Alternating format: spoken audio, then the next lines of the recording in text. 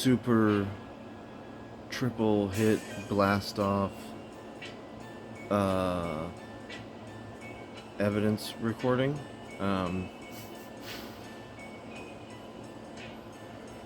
Man, you know, quite a few journeys with the Deems.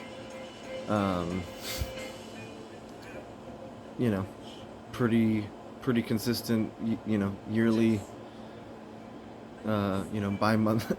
Bi-monthly psilocybin adventure, and I've yet to do real 5-MeO correctly, I guess, I'll say. But this DMT that my buddies have right now, in combination with the bong that we were smoking it out of, and the massive, McKenna-esque. I've been trying to like push the limit here a little bit with the 3 hits. It's tough to get in. Shit, tastes like shit. But you guys, like, yeah. Apparently it's possible to like get out beyond kind of like fun, playful DMT land, fun house of color and sound, and like start to breach that level of the 5-MeO experience of nothing. Nothing left, no one home, no phenomenon, no colors, no body, like no more phenomena experience at all. It was a good one. The first time I've reached over and grabbed my buddy's leg and been like, "Are you still there?" Yeah.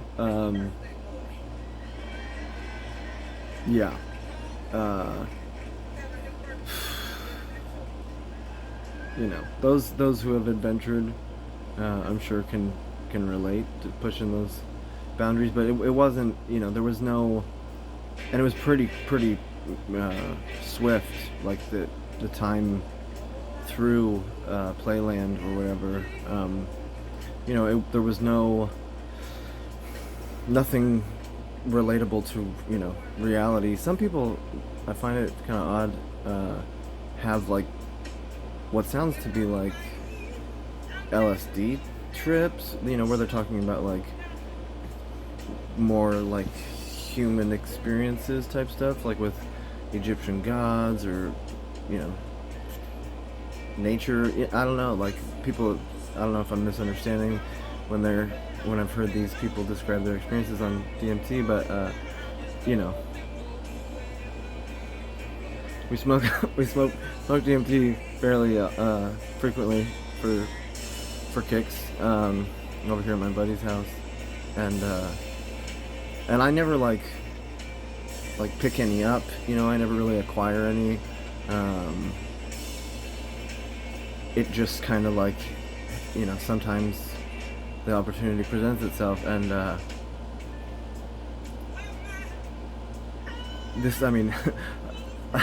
my buddy Ty kept telling me that I just kept saying, I forgot. How could I forget? Because that's the, kind of the experience. It's like it's like a dream, obviously, with any psychedelic experience, but with the DMT experience especially, if it's not discernible, or if it's not like anything analogous to the human, our typical human experience, it fades pretty fast. But this, yeah, man, it's, I'm sure I'm preaching to the choir in some regards, but I wanted to relate it to psilocybin experience that I had back in April, I want to say. So I had, planned ahead of time. I picked up like a half ounce of mushrooms from a buddy of ours that grows it, just, just to like have. So, with COVID and shit, you never know. And it had been like, gnawing at me, like I needed to, my reality, my nature was telling me to,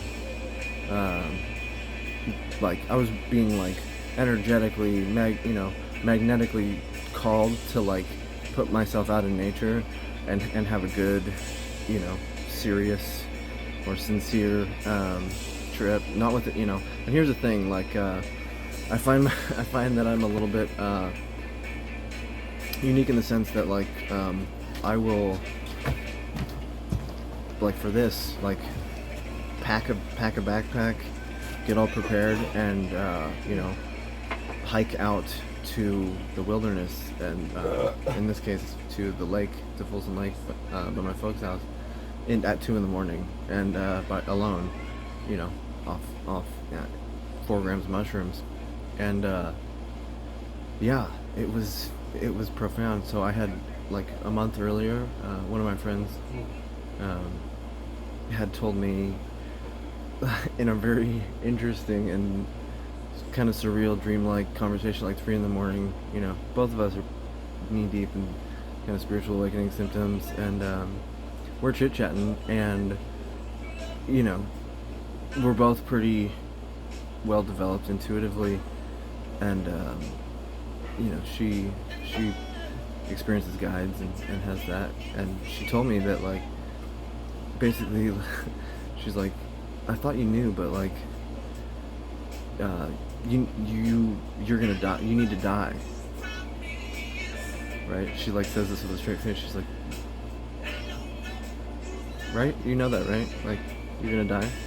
I'm like, what? Like, what do you mean? And she's like, yeah, like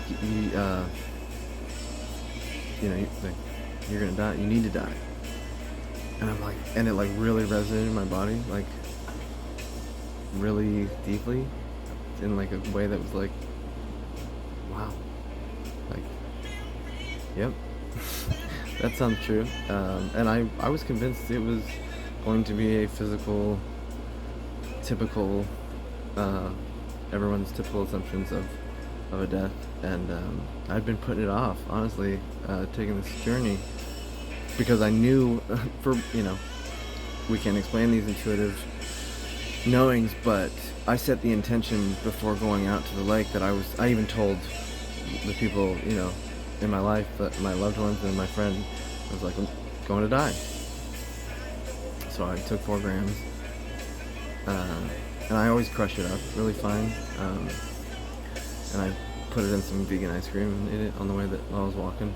My parents have a horse ranch, probably like half hour, 20-minute walk to Folsom Lake, so it's some trails and stuff. But yeah, I mean, it's dead wilderness. There's nobody there. It's like up the river arm of Folsom Lake, so it's extremely peaceful. But it's all like granite rocks, exposed granite rocks, with the lake being really low and stuff. And so I get out there, and I start, having this experience. And I set my backpack down. I even brought like my yoga mat to like sit on and stuff. Kind of an over preparer. Nothing could prepare me for this though. So I'm sat atop this rock, and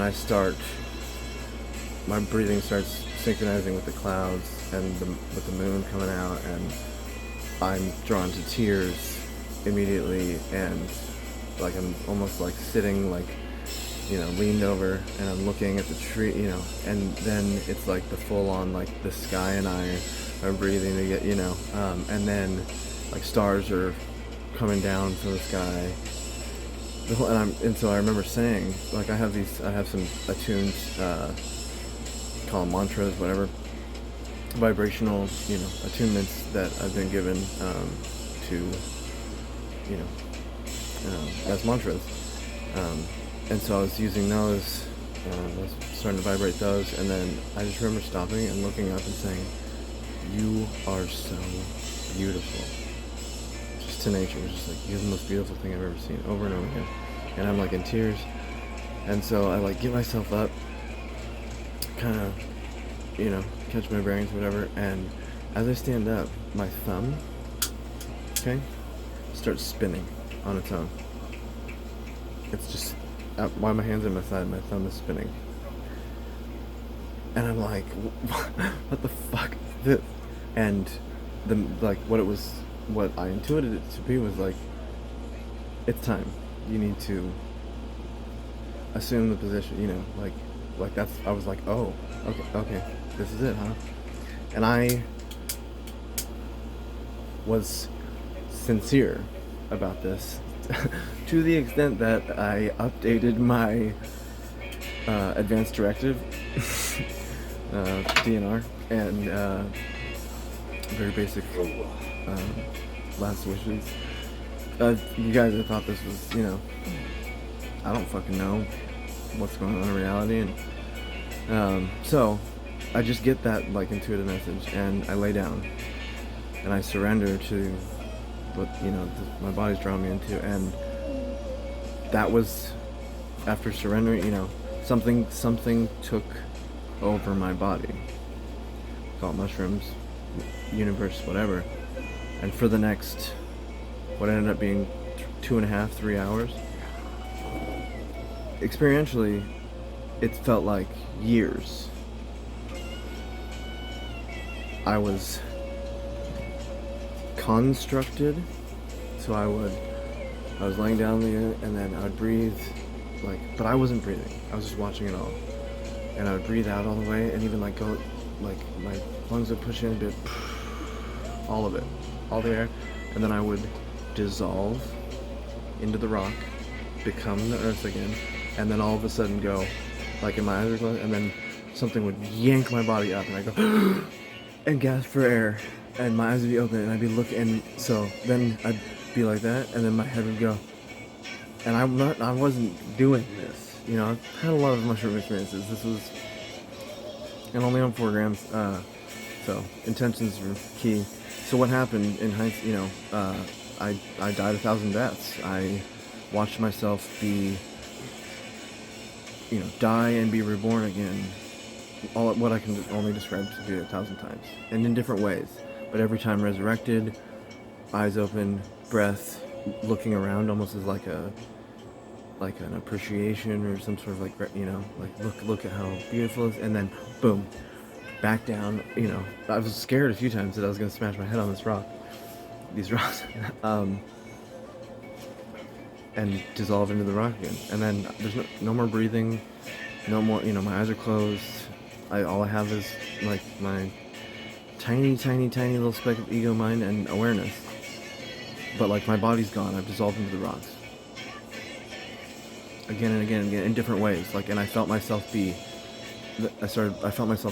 crushed with a rock, hit with a rock maybe, killed. I felt myself be stabbed. This is kind of all in hindsight and integration. But it went on for a long time, and then I became somewhat, conscious, more conscious in my thoughts and stuff, and I was freezing cold,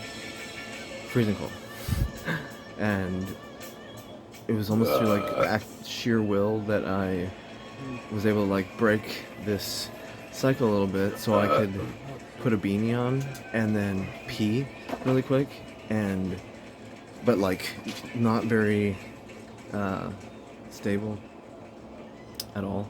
And so the sensation of being pulled back into that just stayed there. Okay, it was just there, and I was like, okay, time to pack my shit and go home. It's it's pushing 5 in the morning, 4:30 in the morning. So I managed to get my backpack on, and I've got my flashlight. I'm very prepared. But it's definitely a sketchy walk. Most people probably have no business being out there and not be down. So I'm like, okay, take it slow, whatever. And the whole time, it's there's a looming presence, waiting to suck me back to death. And so I'm walking down the street, and it's 2 in the morning, and there's these bright ass LED, or 4:30 in the morning, 2 in the morning on the way there, and it's these super bright ass LEDs, and I'm laughing at myself. I'm like, if someone sees me walking down the street right now, and I'm high as fuck on mushrooms, and I'm still being like pulled back to death, the whole walk, but it's like subtler and subtler. And then as I approach my parents' house, there becomes this like choice point in the experience where I have to now begin to consciously, intentionally choose every step of life, and I have to choose to be where I choose my parents' house and say, no, I choose this, because I had, been pretty, not, I've been raging against being pretty much stuck at my parents' house. It's a pretty demoralizing,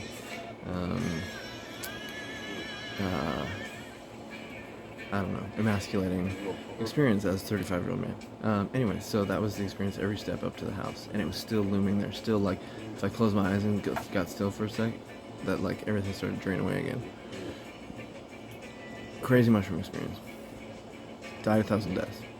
Went with the intention to die. Came back. Okay. What was interesting is what preceded this, or what coincided with my friend telling me that I was going to die, was this one astrology app called CoStar.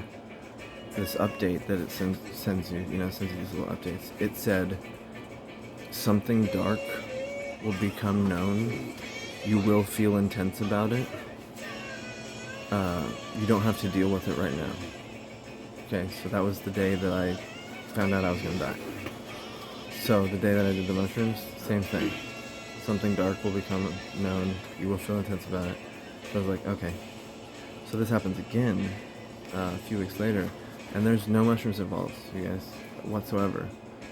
And I am going through full on, like, I walk out of my room to go tell my mom, like, Mom, I think I'm going to experience a bodily death tonight. And this is not like an irrational thought. Like, I'm hearing, I'm hearing things from another place, and I'm seeing things with my eyes closed from another place, and I'm being told this is death. And this turned out, this experience was like a couple days, over a few days. Again, like 3 or 4 weeks after the mushroom experience, but no mushrooms this time. And the synchronicities at this point are in real time. And I'm like luckily my mom's going up, I'm like showing her what's happening, and she's watching, she's just like, what the fuck? Like, shit's playing on the fucking computer, YouTube, that's like, so I'm surrendering to it, I'm laying down, I'm allowing myself to go away, and then, like, I'm being, like, drawn towards, like, surrender of my body, to the point of, like, holding, like, not being able to breathe, and, like, watching myself be pulled out, towards, basically just a smaller point, not necessarily a light, but, like, pulled out of my body, and then put back in. Or, it wasn't necessarily like the mushrooms, as far as something else controlling my body, but this was a 3-day long experience, and I was shaken. I was crying. I was, again, I was like talking to to myself, but like God, source, whatever, universe, saying how much I love my daughter and how much I don't want to die, because I want to be with my daughter again. And it was really, really intense. The morning that this all ended, the pattern app says something like, welcome back to life, or something like that. And it coincided with Jupiter retrograding back to Pisces. So, if you're familiar, Jupiter and Saturn were conjunct in Aquarius at the beginning of the year. That was a great conjunction. Well, Jupiter backed away back into Pisces. My Jupiter in my chart is in Pisces, and I'm a Pisces. And that morning, Jupiter crossed back into Pisces, and pattern app says, welcome back to life. And I'm just like, and then, like, the experience ended abruptly, and like, barely any sleep, you know what I mean? I'm just like, what? Like, everything's just fine? Like, what? And the pattern, like little message is like, be grateful to be alive. What is this? So it's been these awakening symptoms, or spiritual crisis, whatever,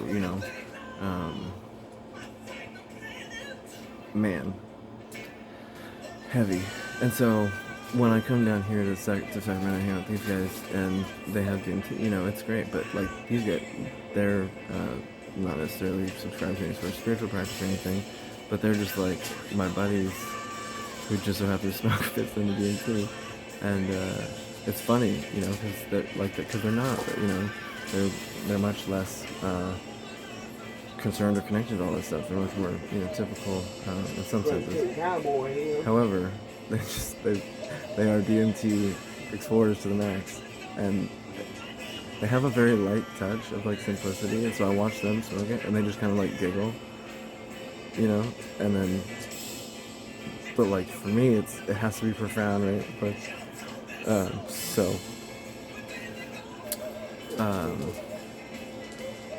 I was I had asked my one buddy, and he was like, "Oh, I don't have any." And I was like, "Well, I got some mushrooms here. We can do some mushroom, 4th of July, whatever." And so it's like getting late or whatever, and our other buddy gets home, and his name's Ty, and he's like, "I got some really fire DMT," and I'm like, yeah, here we go. So I like prepare, and I've got my laptop set up, and I put on some reading shit.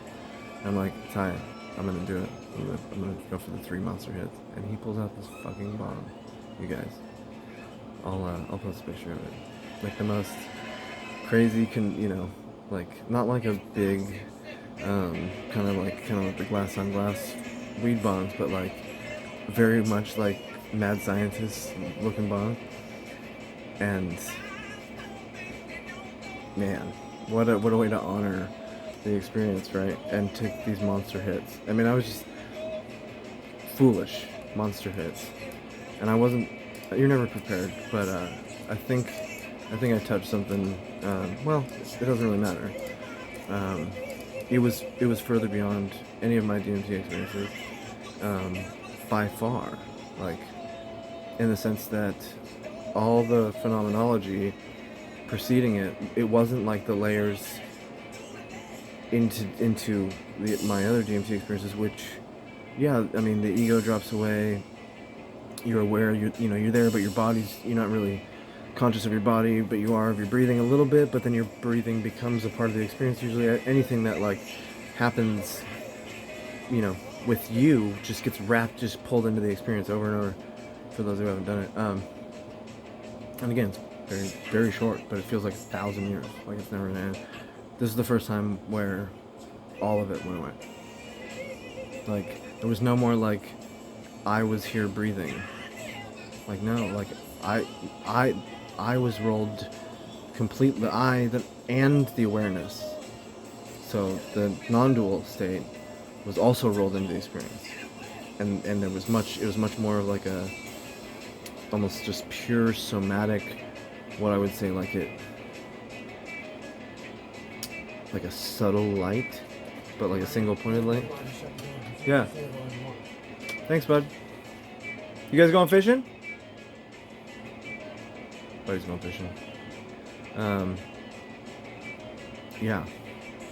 So, it's never taken me that long to come back down. I mean, 15-20 minutes later, the room is still being taken away from, view, as I'm like asking my buddies to help me ground me. Yeah, I mean, I reached over to my buddy Ty, I was like, are you still there? Because it was long for the DMT trip. It's a good one. This has been novel. Everything's been novel since landing at my folks. I should call it landing, which was getting my van towed away, impounded, and needing a place to go. And since basically living there, and then staying with friends, staying with the girlfriend a bit, and then still traveling around a bit, but haven't had a vehicle, haven't been able to work beyond just my woodworking and stuff. So very much forced to be okay with it and really humble up and really my spiritual truths were challenged, right? You read a lot of stuff and I've made a practice out of acquiring spiritual knowledge, wisdom, esoteric wisdom, mystical wisdom from every religion, from every corner of the earth, practices, everything from Western magic to paganism to Eleusinian mystery stuff, or the mysteries, to, and then I, am a practitioner of Dzogchen meditation. I've been initiated or attuned, given empowerments into the Tibetan school of Vajrayana Buddhism, which also includes, so it's Nyingma, Dzogchen meditation, Mahamudra, and then also Tibetan Dream Yoga, which has been, just incredible, which is essentially just their protocol for lucid dreaming, which is great. And then, so Tibetan Buddhism is it's interchange. Tantra yoga is Tibetan Buddhism, basically. Where it's Tantra, not the Western sex practice of Tantra, but Tantra is a much broader term about presence and attention, and using life force energy or sexual energy, but not necessarily, not for sex. Like, that's why monastic, they obviously they use it for other things. They're using it to blast the fuck up out of here, in those, more in the asceticism practices. But for us bodhisattvas and lay people and people who have reached states or experiences and bring it home, what they would call like in Hinduism, is the forest dweller, which is the person that goes to the forest to be away from society. Then there's the householder, so it's more of the householder path, or the middle way, like the Buddha said. It's between asceticism and hedonism, because when the Buddha was underneath the Bodhi tree, he had been fasting and being very harsh and cruel to his body, and I don't mean fasting like he was skinned, and he kind of realized how miserable he was, and how he had the realization that the ascetic or monastic path, the kind of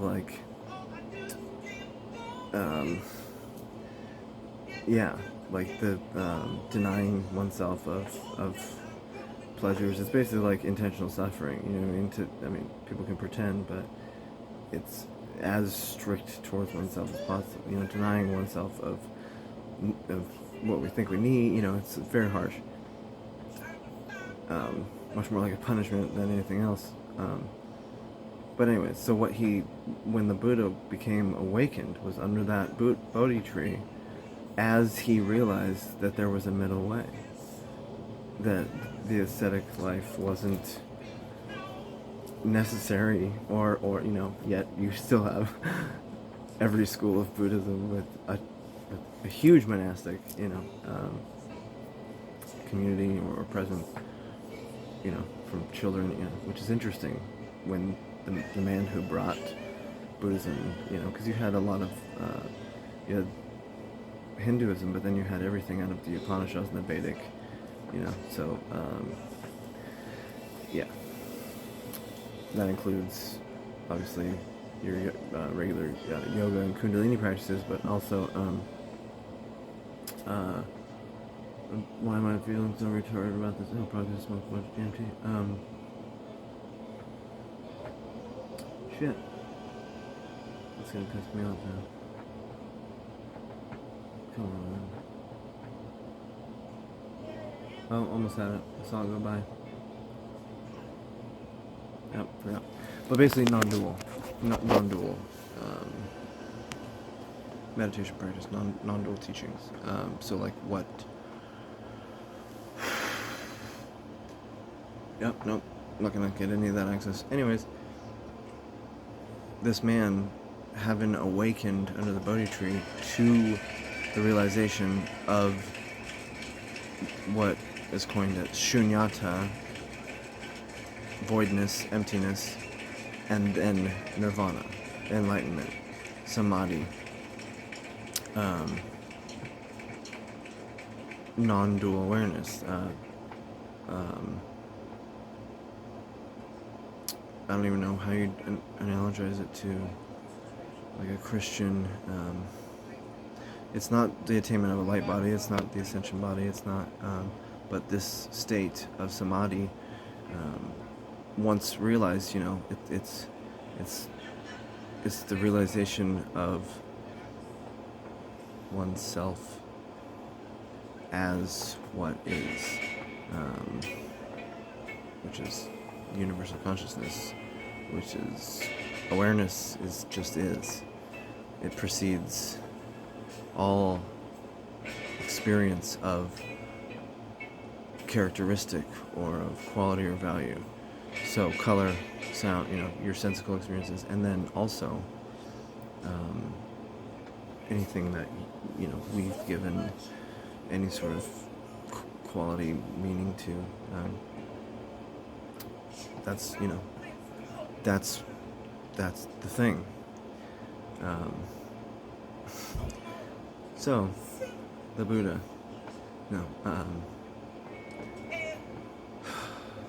hell of a drug.